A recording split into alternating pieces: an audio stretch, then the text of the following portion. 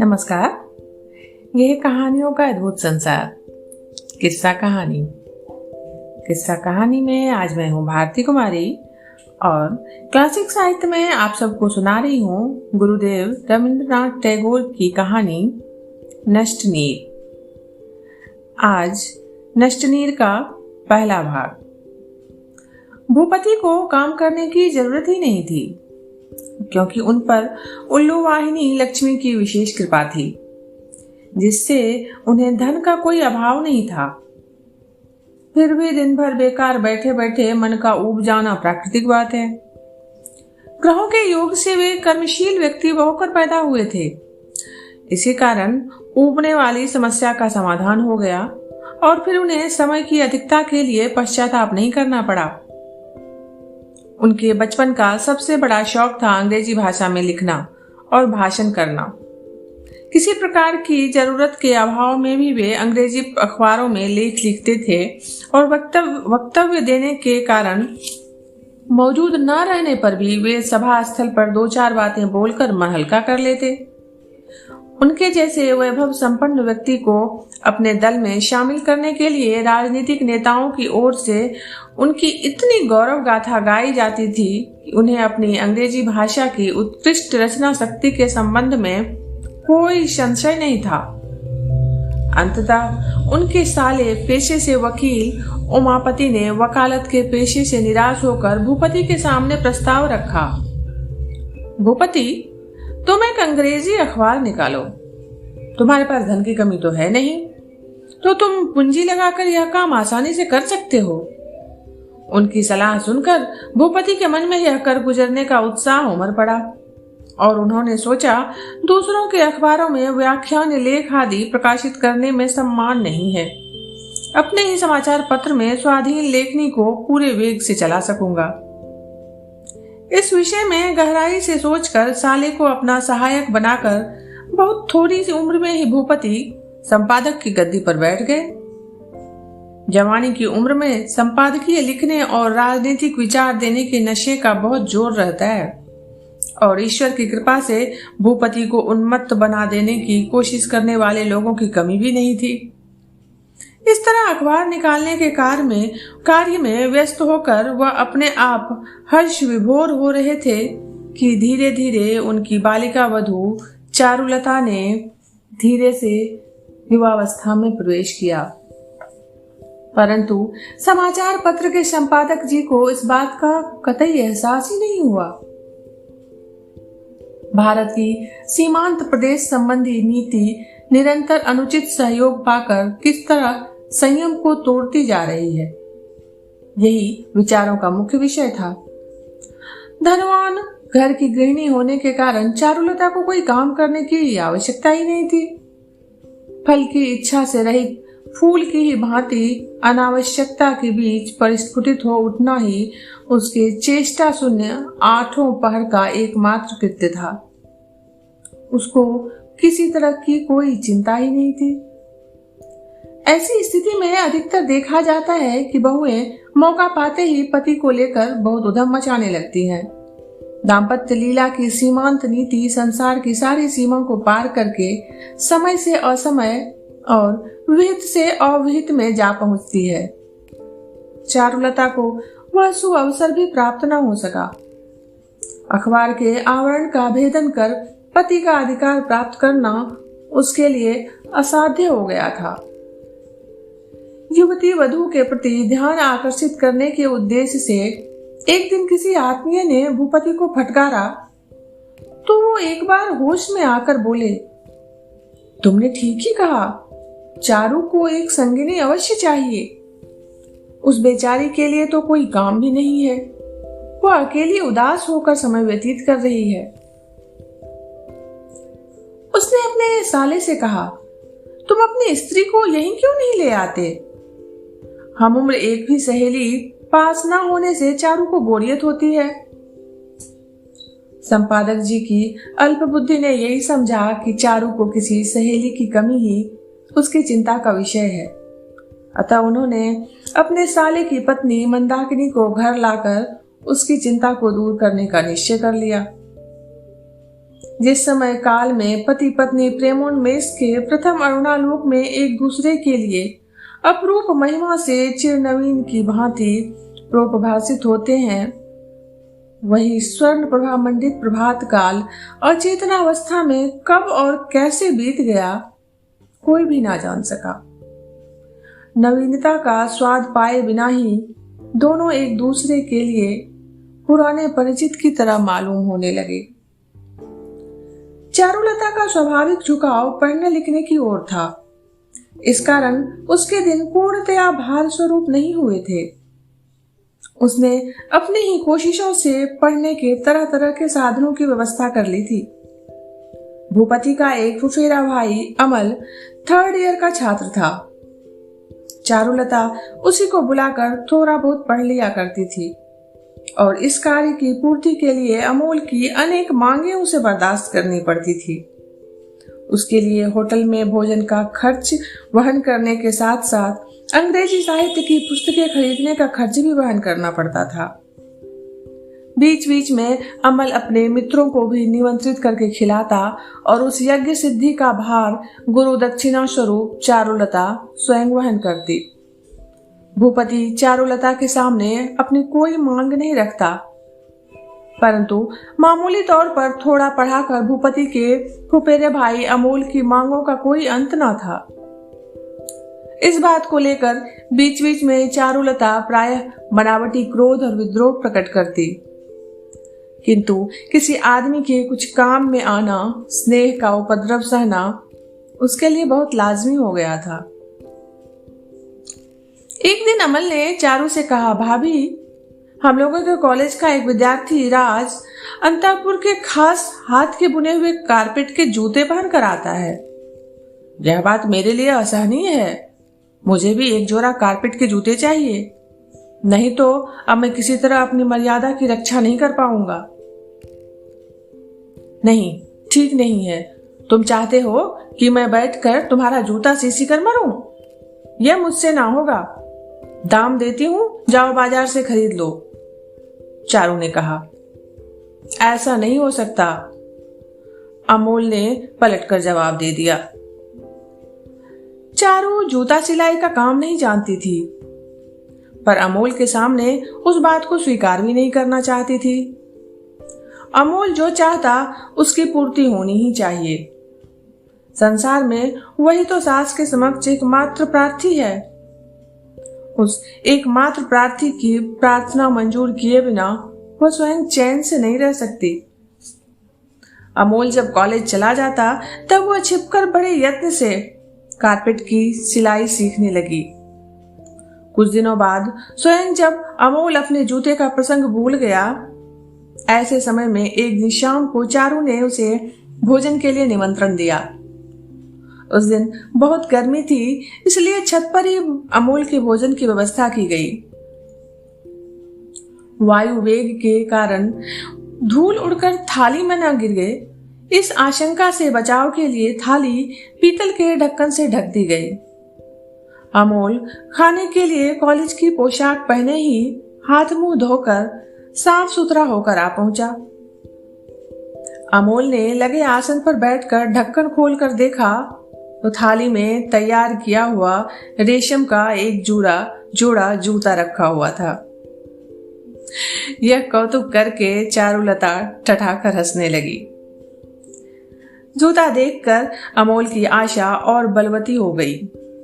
उसने कहा, अब एक गलाबंद रेशम का एक रुमाल जिस पर फूलदार कसीदे बने हों मुझे मिलने चाहिए।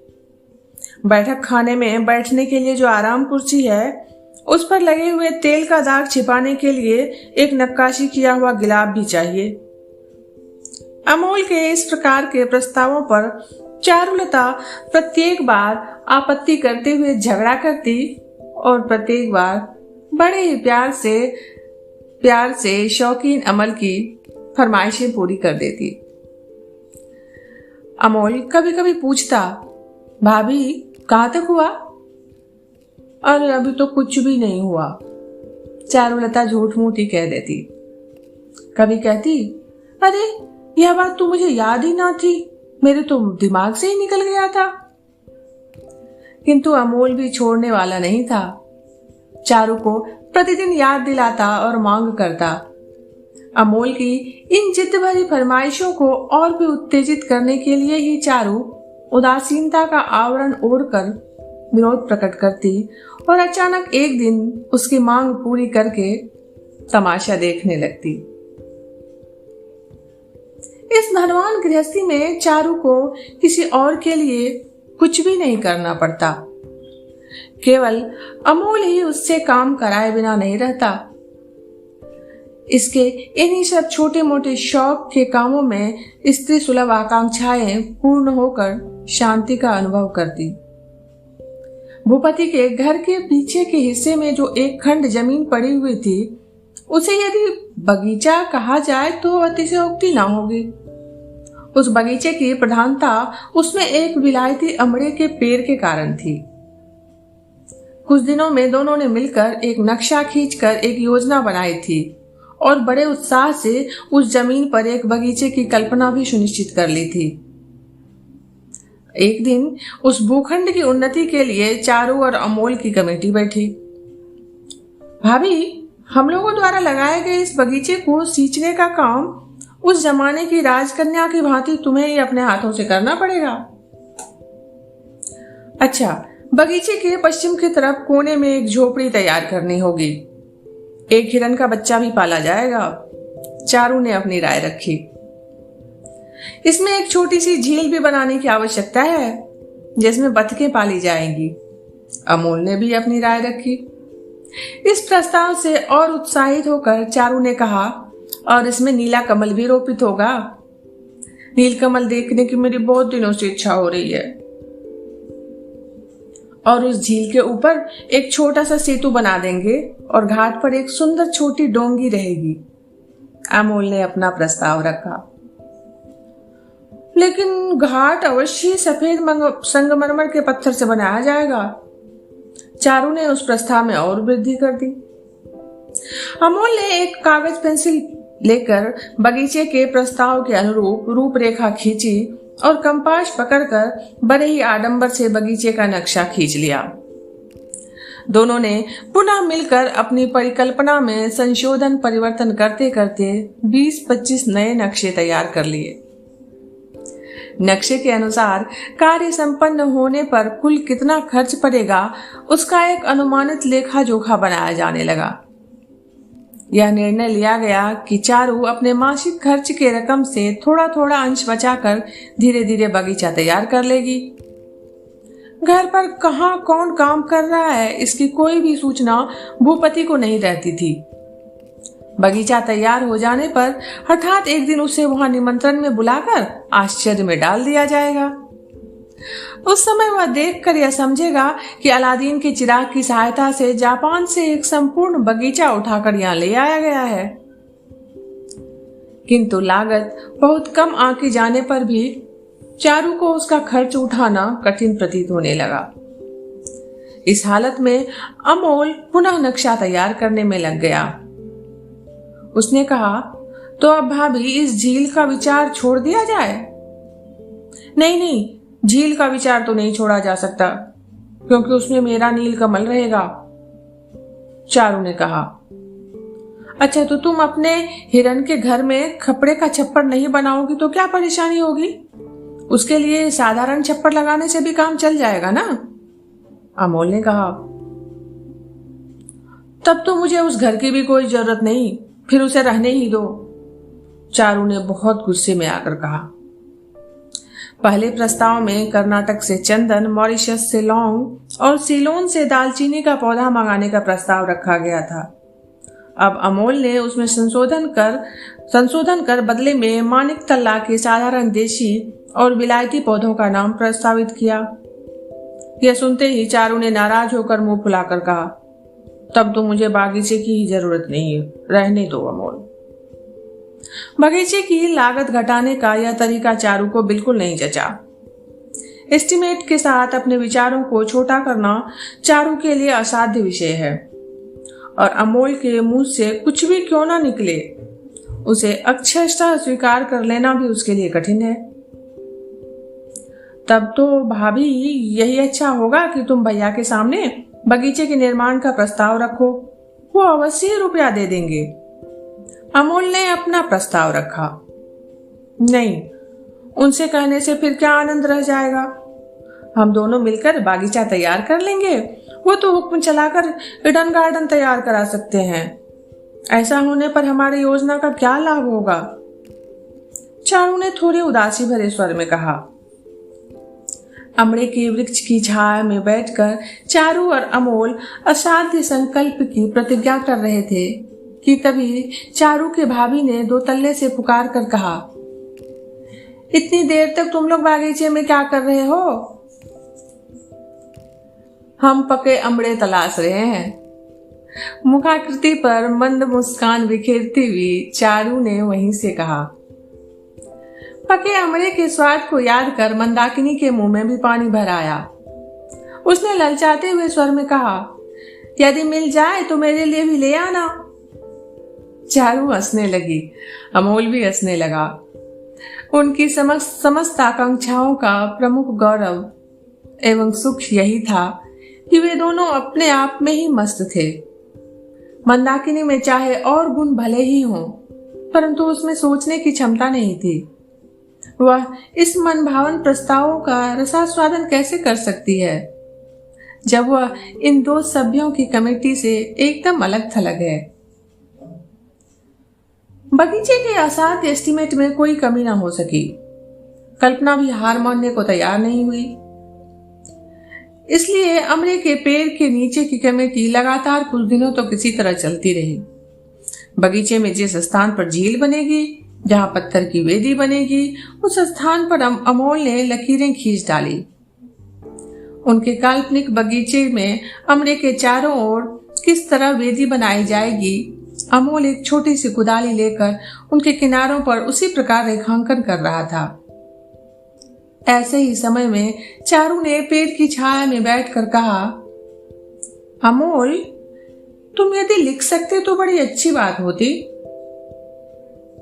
क्या अच्छी बात होती उसमें? उस दशा में मैं अपने बगीचे का वर्णन तुमसे एक कहानी के रूप में लिखवा लेती। यह झील, यह हिरन का घर, यह अमरे का पेड़ आदि सबका वर्णन उसमें रहता ना। हम दोनों के सिवाय और कोई समझ भी नहीं पाता। और यह बड़े ही मजे की बात होती है अमोल। तुम एक बार लिखने की कोशिश करके देखो ना, तुम अवश्य लिख सकोगे। चारू ने अमोल से कहा। अच्छा, यदि मैं लिख दूं तो मुझे क्या दोगी? तुम क्या लेना चाहते हो? उत्साहित होकर अमोल ने कहा, मैं अपनी मशहरी में लता पुष्पादि का नक्शा बना दूंगा। उस पर शुरू से आखिर तक रेशम से कशीदे की कढ़ाई कर देना।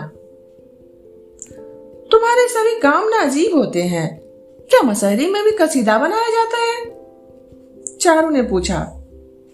मशहरी जैसी आवश्यक उपयोगी वस्तु को एक शोभाहीन जेल खाने की भांति रखने के विषय में अमोल ने अनेक बातें कही। उसने कहा, दुनिया में अधिकतर मनुष्यों में सौंदर्य का ज्ञान ही नहीं रहता और कुरूपता उन्हें तनिक भी कष्टकर प्रतीत नहीं होती। यही प्रमाण है। चारू ने उसकी बात को स्वीकार कर लिया। हम दोनों की एकांत कमेटी के सदस्य इस 15 आने के अंतर्गत नहीं है। यह समझकर वह मन ही मन प्रसन्न हुई। अच्छी बात है, मैं मशहरी का कसीदा तैयार कर दूंगी, तुम लिखना आरंभ कर दो। चारू ने अंत में कहा। तुम क्या समझती हो कि मैं लिख ना सकूंगा? अपने मन के रहस्य भाव प्रकट करते हुए अमोल ने पूछा। तब तो जरूर ही तुमने कुछ लिख रखा है, मुझे दिखाओ। चारू ने बड़े उत्सुक होकर पूछा। आज रहने दो भाभी। नहीं नहीं, आज ही दिखलाना पड़ेगा, तुम्हें मेरे सर की कसम। जाओ लेकर आओ, चारू ने जोर देकर कहा। अमोल को अपनी लिखी चीज सुनाने की व्यग्रता बहुत दिनों से जोर मार रही थी, परंतु बीच में ऐसी रुकावट आ खड़ी हुई थी। वह यह थी कि कहीं उसका लेख उसे नीरस और अरुचिकर ना लगे।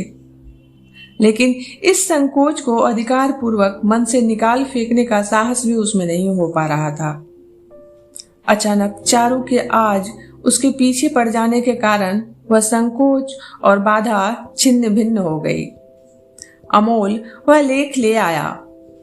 कुछ खास कर उसने सुनाना शुरू किया। चारू पेड़ का सहारा लेकर घास पर पैर फैलाकर सुनने लगी। निबंध का विषय था मेरा खाता। अमल ने लिखा था, हे मेरे सफेद खाते, मेरी अपूर्ण कल्पना ने अब तक तुमको स्पर्श नहीं किया था। सूतिका गृह में भाग्य पुरुष के प्रवेश के पहले बच्चे के ललाट की भांति तुम निर्मल रहस्यमय हो। जिस दिन तुम्हारे अंतिम पृष्ठ के अंतिम पंक्ति में उपसंहार लिख दूंगा, वह दिन आज कहाँ है? तुम्हारे ये सफेद बच्चे से पन्ने चिरकाल के लिए स्याही से चिन्हित रूप में समाप्ति की बात स्वप्न में भी नहीं सोच रहे हैं, इत्यादि बहुत सी बातें लिखी थी। चारू पेड़ की छाया में बैठकर स्तब्ध होकर सुनने लगी। अमोल का पढ़ना समाप्त होने के बाद थोड़ी देर तक चुप रहकर उसने कहा, तुम फिर से नहीं लिख सकते अमोल? उस दिन पेड़ के नीचे अमोल ने साहित्य के मादक रस का पहले पहल सेवन किया था। शाकी थी नवीना, रचना भी नवीन। दोपहर का प्रकाश लंबी छाया के आगमन से रहस्यपूर्ण हो चला था। अमोल, कुछ अमरा तोड़कर ले चलना चाहिए, नहीं तो मंदा को क्या हिसाब दिया जाएगा? चारू ने कहा। ना समझ गंवार मंदा को अपनी पढ़ाई लिखाई और आलोचना की बातें बतलाने की प्रवृत्ति ही नहीं होती, इसलिए अमरा तोड़ कर ले जाना ही होगा। बगीचे के निर्माण की कल्पना उन दोनों की अनेक कल्पित कार्यों की तरह कब मानस पटल के सीमाहीन कल्पना क्षेत्र से गायब हो गई, इसका इल्म अमल और चारू किसी को ना हो सका। अब अमोल का साहित्य लेखन ही उसकी आलोचना, प्रत्यालोचना और विचार विमर्श का विषय हो उठा। प्राय अमोल आकर कहता, भाभी, एक बहुत ही सुंदर भाव दिमाग में आ गया है। चलो अपने दक्षिण ओर के बरामदे से, यहाँ इसी समय मंदा पान लगाने आ पहुंचेगी। उत्साहित होकर चारू कह उठती। चारू दक्षिणी बरामदे में एक पुरानी बेंत की चटाई पर बैठ जाती और अमोल रेलिंग के नीचे के ऊंचे हिस्से पर बैठकर पैर फैला देता। अमोल के लिखने के विषय प्राय भिन्न भिन्न होते। वह कभी कभी जो कुछ लिखा होता उसके विषय में साफ तौर से बतलाना कठिन होता। व्यक्तिक्रम में वह जो कुछ कहता उसे अच्छी तरह से समझना किसी के भी वश में नहीं होता। अमोल स्वयं ही बीच बीच में बोल उठता, भाभी, तुमको अच्छी तरह समझा ना सका मैं। नहीं, मैं बहुत कुछ समझ गई, तुम इसे लिख डालो, देर मत करो। चारू उसका हौसला बढ़ाती। कुछ तो मन ही मन समझकर, कुछ ना समझकर भी बहुत कुछ समझने की कल्पना कर, बहुत अंशों का अमोल द्वारा व्यक्त करने के जोश को देखकर एक तरह का जो खाका वह खींच लेती, उसी में सुख पाती और मन ही मन अधीर हो उठती। कितना लिख चुके अमोल? वह उसी दिन तीसरे पहर में अमोल से पूछ बैठती। इतने थोड़े समय के अंदर क्या लिखा जा सकता है भाभी? क्यों, अभी तुमने इसे लिखा नहीं? दूसरे दिन सवेरे कुछ झगड़े के स्वर में चारू पूछ बैठती।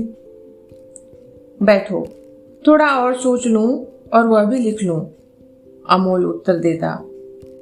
तब जाओ, यह सुनकर चारू क्रोधित होकर कहती। तीसरे पहर को जब चारू का क्रोध और बढ़ जाता और चारू बोलना बंद करने की धमकी देती, तब अमोल पॉकेट से रुमाल निकालने के बहाने लिखे हुए कागज का एक हिस्सा लेता। लिखे कागज को देखकर क्षण भर में ही चारू का मौनावलंबन टूट जाता और वह बोल उठती, तुमने तो लिख रखा है, मुझे धोखा देते हो, लिखाओ। नहीं, अभी लिखना समाप्त नहीं हुआ, कुछ और लिख कर सुनाऊंगा। अमोल कहता, तुम्हें अभी सुनाना पड़ेगा, अभी। चारू जिद करते हुए कहती। हालांकि अमोल इसी बहाने सुनाने को उत्सुक होता, किंतु चारू को तंग करने के उद्देश्य से बहाने ढूंढा करता। जब चारू परेशान हो जाती तब अमोल कागज हाथ में लेकर बैठ जाता और शुरू के पन्ने को कुछ ठीक ठीक कर लेता। पेंसिल लेकर एक दो स्थान में कुछ संशोधन करने लगता। तब तक चारू की आंखें जल के भार से झुके हुए बादल की भांति पुलकित कौतूहल से उस कागज की ओर झुकी रहती। अमोल, कुछ आंवले तोड़कर मंदा के लिए ले चलने चाहिए, नहीं तो मंदा को समय का क्या हिसाब दिया जाएगा। जब अमोल 4 पैराग्राफ लिख डालता तब उसे चारू को पढ़कर सुना देना पड़ता और बाकी हिस्सा आलोचना और कल्पना के बीच उलझता रहता। इतने दिनों से दोनों आकाश कुसुम चुनने में लिप्त थे। अब काव्य कुसुम का आकर्षण आरंभ होने से वह दोनों और सभी बातें भूल गए। एक दिन तीसरे पर जब अमोल कॉलेज से लौटा तो उसकी जेब में कुछ अधिक भरी हुई मालूम हुई। जिस समय अमोल ने मकान में प्रवेश किया उसी समय चारू ने अंदर की खिड़की से उसकी भरी जेब गौर से देख ली थी। और दिन अमोल कॉलेज से लौटते ही मकान के अंदर आने में देर नहीं करता, लेकिन आज वह अपनी भरी हुई जेब के साथ बाहर बैठक खाने में चला गया। जल्दी भीतर आने का उसने नाम ही नहीं लिया। चारू ने अंतःपुर की सरहद पर जाकर अनेक बार तालियां बजाई, पर उसने नहीं सुनी। चारू कुछ दुखी होकर अपने बरामदे में मनमत दत्त की एक पुस्तक लेकर पढ़ने की कोशिश करने लगी। इस कहानी का ये भाग इतना ही। मिलते हैं कहानी के अगले भाग के साथ। ये किस्सा कहानी और अभी आप भारती कुमारी से सुन रहे थे गुरुदेव रविन्द्रनाथ टैगोर की लंबी कहानी नष्टनीर का पहला भाग। आप जुड़े रहिए फलक के चैनल किस्सा कहानी से। धन्यवाद।